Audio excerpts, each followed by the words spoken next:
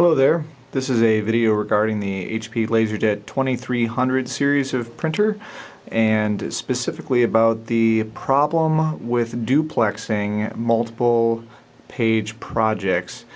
Specifically, this is a rather interesting issue because it involves the magnetic solenoids that are inside the printer and a issue with the adhesive that holds the noise-reducing bumpers in place here. Now, I'm not going to necessarily talk about how to get the printer to this state. There are plenty of guides available online for that, but this is just to talk about how to fix the issue with duplexing and jamming problems. So, what I want to point out here is that this printer is probably at least 5 or 6 years old. I don't know the exact date, and it was brought into us because it was jamming. Basically, these solenoids here help hold the gears in place. Sorry if that's a little bit blurry there. I'll try to back it out a little bit. Anyway, so these gears get held back and forth by these solenoids, which are little magnets down here. Now, originally, when HP sells these, there's a little tiny bumper that basically prevents that noise there. But over the years, that bumper gets worn down, and then all that's left stuck on the metal is just the adhesive that originally held the bumper in place. And you can already probably tell where I'm going with this.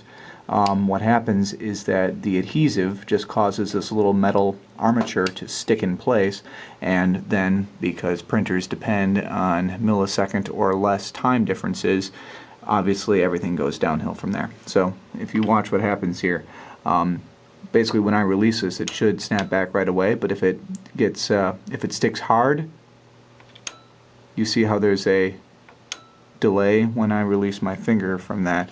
That's what's causing the printer to jam. The one that causes the duplex problems in particular, I think, is this one, which has the exact same problem as the other ones. So, we have to remove those solenoids. Once you have the solenoid removed, just one screw down there should do it. What you can do is remove the spring from the solenoid that holds the armature in place. And yeah, just to try to turn this into the light here, you can already see that there's all kinds of black gunk caked on the top and bottom there. That's the remainder of the bumper. So here's a bumper right there. And there might have been a little bit of one up there at the top as well. So here and here, we need to just get all of that stuff just rubbed completely off. You can replace it with something, maybe wrap some string or some sort of non-adhesive method, but really, for a printer this old, I'm just going to choose to leave it completely uncovered. It might make a little bit more noise, but at least we can be assured that this problem isn't going to happen in the future. So we go find some rubbing alcohol and a tissue and go to work on it. So as you can see here, we've removed all of the adhesive from the armature of the solenoid, and we've also taken it off the body of the solenoid. We can see how clean that is right there. No more of that black adhesive. Now, while I was doing this, I looked online, and it seems that, contrary to what I said previously, what we do want to do is actually take some kind of piece of plastic or some sort of magnetic resisting stuff and just stick it back on the place where the adhesive used to be. The reason for that is that a lot of times people just clean that off like I was planning on doing, and they don't replace it, and then there's a problem with residual magnetism from the solenoid. So it fires, it causes the metal to still be slightly magnetic, and then you have the same jamming and timing issues because, once again, all it takes is a microsecond of delay and then the printer will jam. So what I'm going to do is I'm just going to stick a little piece of tape back onto there, and I probably can't do that while I'm holding the camera, so I'll just demonstrate again when it's back. Now, as you can see, that's what it looks like with my little gray piece of electrical tape stuck on there. Now you can go ahead and put the spring and the screw back into the solenoid and hook it back in. Just be very careful when putting the spring back on there, because I would suggest doing it from this angle here, otherwise that spring is going to try to act like a rubber band and shoot off into far corners of your office, which has already happened to me twice now, so just be careful when hooking that back on.